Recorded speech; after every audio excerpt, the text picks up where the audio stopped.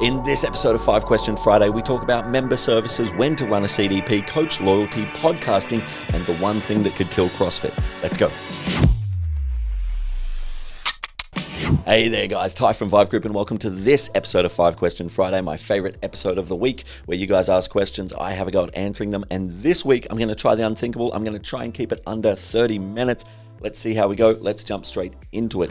So the first question comes from Jeffrey in the US, and Jeffrey asks, what are the best ways to exceed members' service expectations off the gym floor? And this is a very important question for this day and age. This is in response to a 5 Question Friday answer I gave a couple of weeks ago, where I talked about in 2019, the reality is you teach great classes, awesome.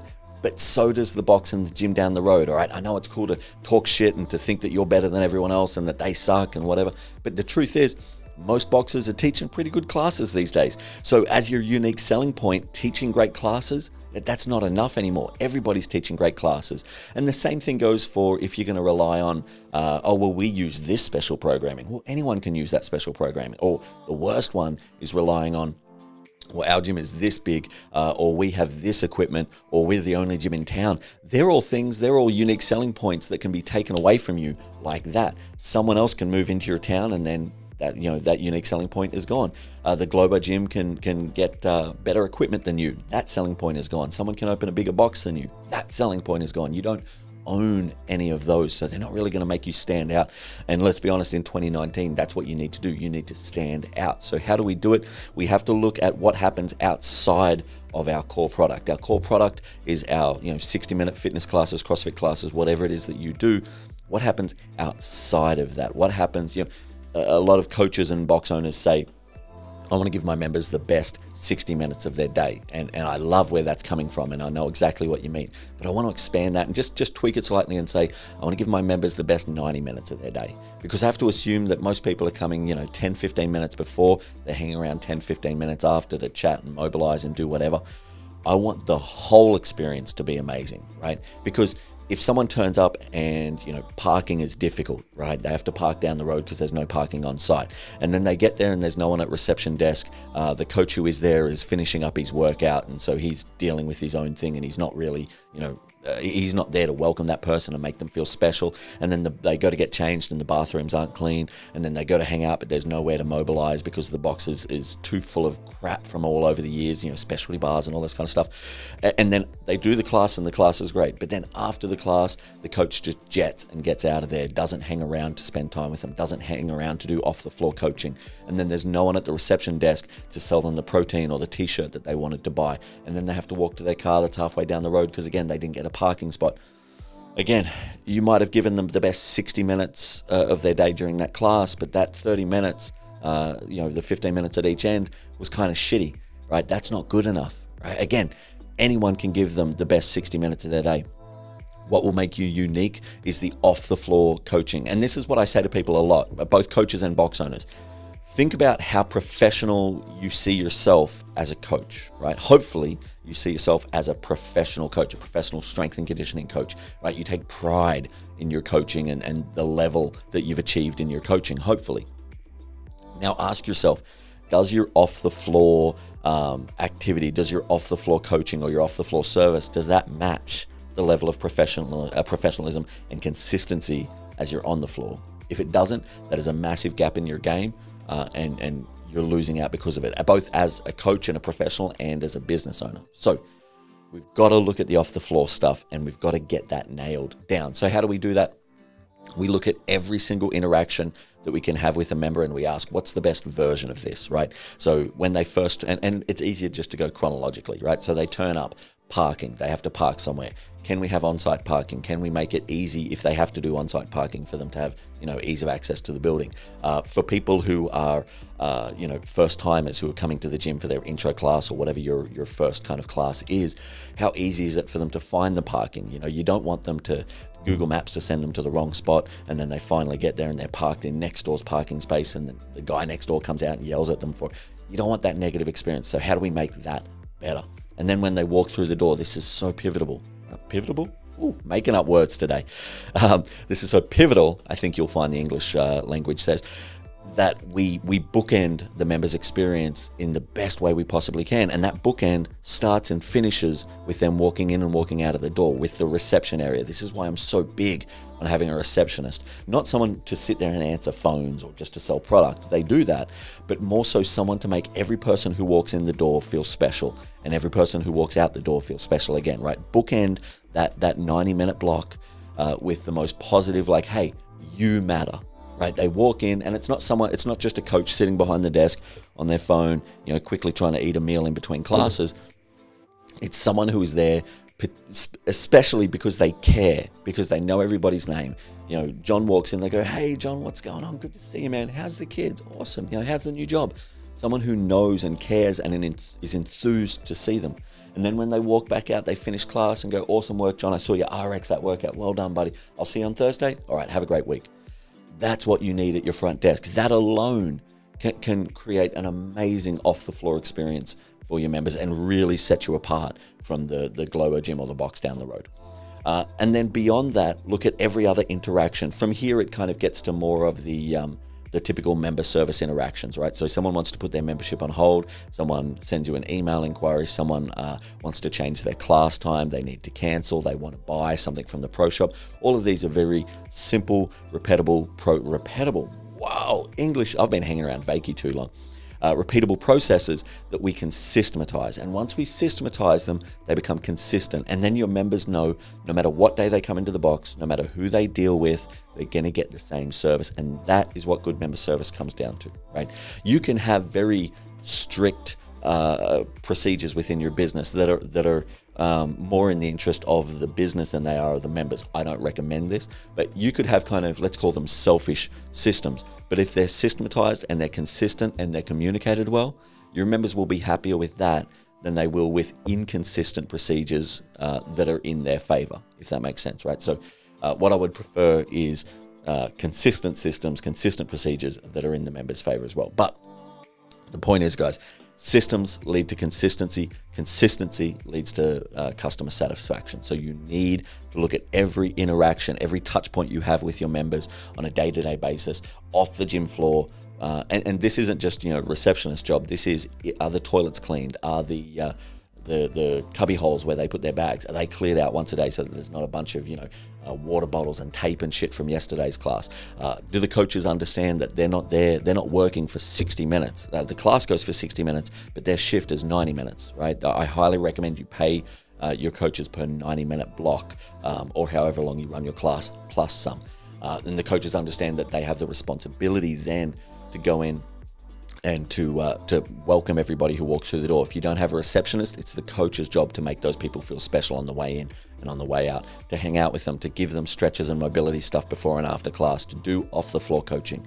All of this stuff matters, guys, and you can see I'm kind of fired up about it. It's because this is what separates, from a product point of view, this is what separates the boxes that do extremely well from the boxes that are barely surviving, right? Most boxes are teaching at least good CrossFit, right? Even if you're teaching great CrossFit or whatever fitness you do, you've got to understand that your members won't know that for 6 to 12 months or ever. They might not be able to determine the difference between good and great fitness, right?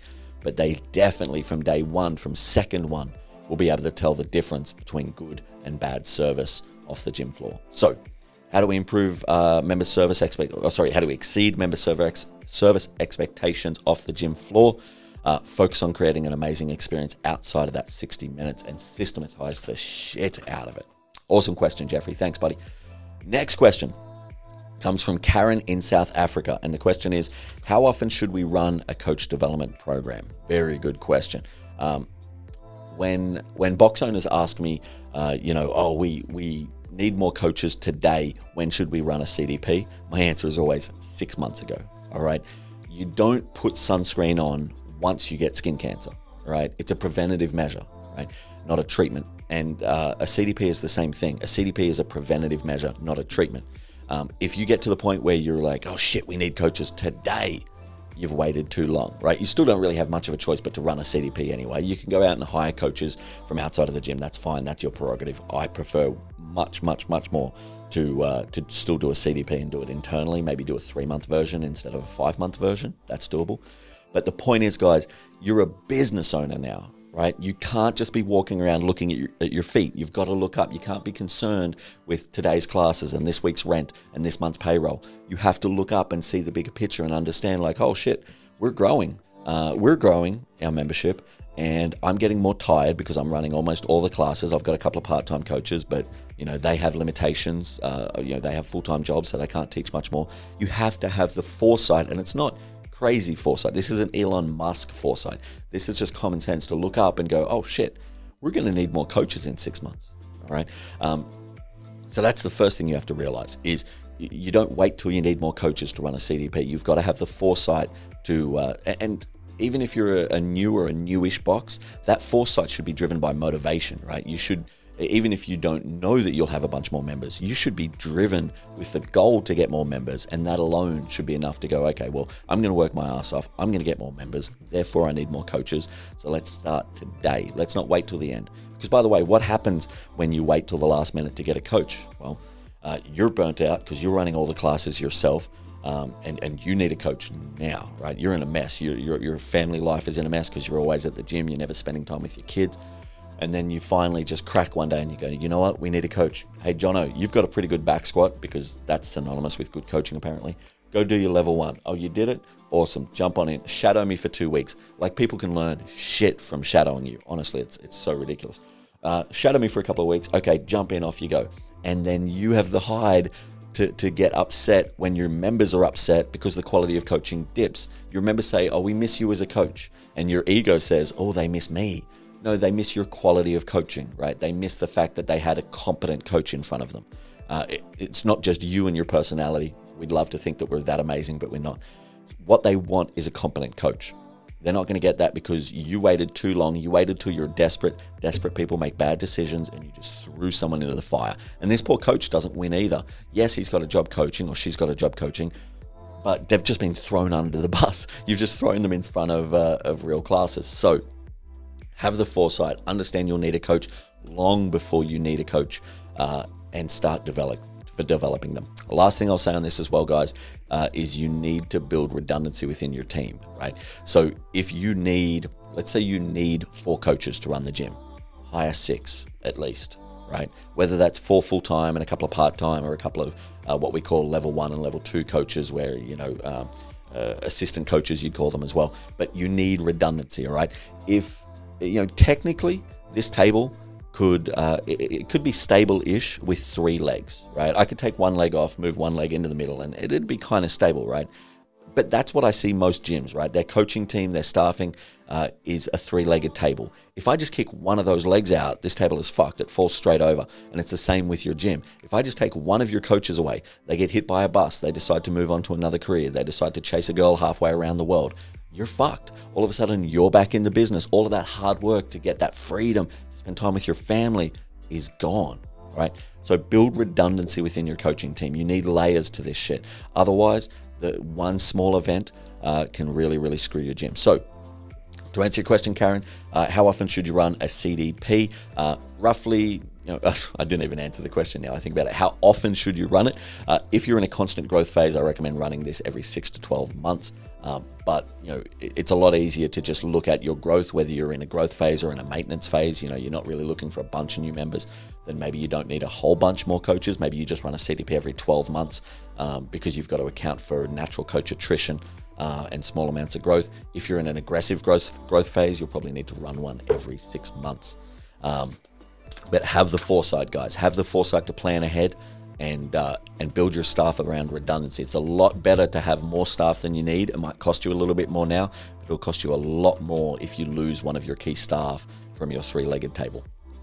Awesome question. Okay, next question is from Dan in the UK, and Dan asks, what are your thoughts on coaches coaching at multiple boxes? So I have a coach at my box. They're doing 5-6 classes a week, and they're coaching at the box down the road, and they're doing 5-6 classes a week down there. How dare they? How dare these? Where's loyalty these days? They've got horns out their heads. They've got tails. They breathe fire. How dare they try and make enough money to make a living and support their family? Fuck them. Obviously, I'm being facetious, guys, right? This is the tricky thing. This is the reality of it. It's very simple. If you can't give someone the opportunity that they need to survive, to make ends meet, to even if it might not be about money, it might just be about progression. Maybe you don't have enough hours to give them. If you can't give them what they need, you cannot be pissy at them, making ends meet and filling gaps somewhere else, right? Yeah, it sucks. I would much prefer to have a coach exclusively work just for me, right? For a million reasons. Right now, am I worried about them telling that box all of my secrets? No, your secrets aren't that fucking secretive. Don't get caught up on that nonsense, right? I would just prefer someone to be fully invested in us and our culture and get to know our members. It's more of a practical concern for me. But if I can't give them that, I shouldn't expect them to live like a pauper or not be able to support their family or not have the development that they want professionally just because I can't offer that. That is fucking ludicrous. Yeah. So what are my thoughts on coaches coaching at multiple boxes? I have to respect my coaches as people, right? It's the same as my thoughts on if a coach wants to open their own gym, right? I can't be mad at them because they want to chase their dream. By the way, the dream that I once chased. That's so hypocritical. That's ridiculous. So try and remember, as just because it doesn't work in favor of you and your business doesn't make it bad. Yeah. People have realities, people have real lives, they have to support their families. If you can't offer them that, don't be upset when they do. If it really matters that much, stop whining and work harder to fill that gap and to give them the full-time job or the career opportunities that they want. We can't be mad at people for doing what they need to do, guys. Awesome question, Dan. Thank you very much. Okay. Really quick, guys, seminars coming up. We've got Melbourne on the 11th and 12th of May, few spots left on that. Wellington 25th and 26th of May, I think only a few spots left on that. Don't forget, you can bring your staff for only $50. So first ticket is full price. Every ticket after that is $50 because we want you guys to work together. And then after that, guys, later this year, we're going to the UK, not sure where yet, north or south, I'm not sure. Amsterdam, Mexico, and Cape Town. So keep an eye out for those. Also, the Grow 100 course number 4, I believe it is now, is almost sold out. We limit it to 25 people. We've got 20 or 21 people as of today on that. That goes live. The prep work is happening right now, but the course proper goes live on May the 1st. So don't miss out on that, guys. Very, very, very strong course, that. All right, back into the questions. Let's go with question number 4 from Caesar in Portugal. What podcasting equipment do you use? I've done a few videos on equipment, like our camera equipment and stuff like that. It's not business advice, but we got questions about this podcasting equipment. We got probably 10 questions about it. So I'm just going to go through it real quick because some of you care, some of you don't. If you don't, skip forward like 2 or 3 minutes to the next question because it's a doozy. Okay, real quick. The equipment that we use the Rodecaster Pro, which is our board here. This is by far the best thing that we own. It does everything we need. It has the mixers for the mics. It has a preamp for the headphones, but it also can take Bluetooth in, so we can take calls through our phone directly through there. It has a direct line in from my computer. It also has a direct line out to my computer if I want to record there. And it also has, I don't know if you guys can see these colored buttons, but it has hot buttons where we can record sounds to that, sound effects, laugh tracks, whatever. I think if I hit it there, you'll hear it. It's an incredible piece of kit. It's about $1,000 or a little bit less, I think, but it's absolutely worth it. So that is the main thing. That is the thing that matters most. Next up is these mics. These are the new mics that were developed this year to go with the Rodecaster Pro. These are called the Rode Pod mics. Incredibly good, designed specifically for podcasting in rooms like this. We don't have any sound treatment in this room. It is a little bit echoey, but you can't hear that a bunch through here because they're tuned very specifically for voice applications. They've also got an internal pop shield, so usually you'd see foam on the outside of a mic. It's kind of ugly. This has got that internally, so we don't need to worry about that. Very cool mics, very good price as well. And lastly, we've got the Rode PSA 1 boom arms, so I can move this all the way around here. And yeah, they just make life easy. Takes a little bit of getting used to not gesticulating with my hands, but that's basically, and then we use these headphones, which are the headphones that Rode recommends to go with them, but you can use any headphones. These are called the Sony MDR 7506 headphones, but I don't think it matters that much. Anyway, Caesar and all you other people who've been bugging us for the answer on what equipment we use, that's what we use. I hope that helps. It's absolutely worth it. As you can see, the sound is pretty damn good. All right, last question, the one that I've been waiting for. I'm excited about this one because I get asked this periodically, and I answer it periodically. If you've been watching 5 Question Friday for a few years, you've heard me probably answer this 2 or 3 times. And my answers they don't change. I think they evolve a little bit. So I wanted to cover this today. So Rob from here in Australia asks, What's the one thing that could kill CrossFit? Dun, dun, dun. How scary, right? And I sat down and I chatted to a few guys on my team, and we had a bit of a think, because I've got my automatic answers that I've said over the years, but I wanted to make sure and reevaluate it, because I think it's an important question. A lot of people are freaking out right now. A lot of people are de-affiliating. Again, I don't believe in de-affiliating at all. I think there's still value in the brand. A lot of people think the end is nigh. But so what would be the one thing that kills CrossFit? And what we decided was there is no one thing, right? If there was a one thing, then it'd be easy to deal with, right? If it's, it's a lot easier to identify, someone, God forbid, touch wood, someone getting killed at the games, someone, Greg Glassman in a sex scandal or something, I don't fucking know. It'd be a lot easier to kind of isolate that, deal with that, manage it, and move on. That's not if something kills. My genuine hope is that CrossFit goes on forever and ever and ever. It's something that our kids and our grandkids done. It becomes as synonymous and generic as weightlifting or running. It's just a thing that people do. That's my genuine hope. But if something does kill it, it will be a combination of a few things. Cancerous things, very slow roll things that don't happen like that, things that just happen almost generationally from one coach or one business owner to the coach to the, and then they become a business owner, they pass it down. It just gets, 2% worse each time until eventually we're overcharging, right? Our service standard, which is why I'm so big on service, our service standard does not meet our price. So here's the things that I think. Number one is lack of ambition amongst box owners, right? There needs to be more box owners that are obsessed with being professional business owners. There's just not enough right now. The ones who are obsessed with being professional business owners and treating business like a skills, they're the ones who do well. They're the ones who have success. There's too many people out there right now treating this like a hobby, and they're dragging the rest of us down. So that's the first thing, is lack of ambition. Secondly is lack of professionalism, right? Lack of treating the business half, or even just the coaching half, like a real profession, right? Not just a job, but a profession, taking pride in the way that you do that, and then passing that down generationally, making sure that your coaches understand that they're a strength and conditioning coach. This is a profession, to act professionally.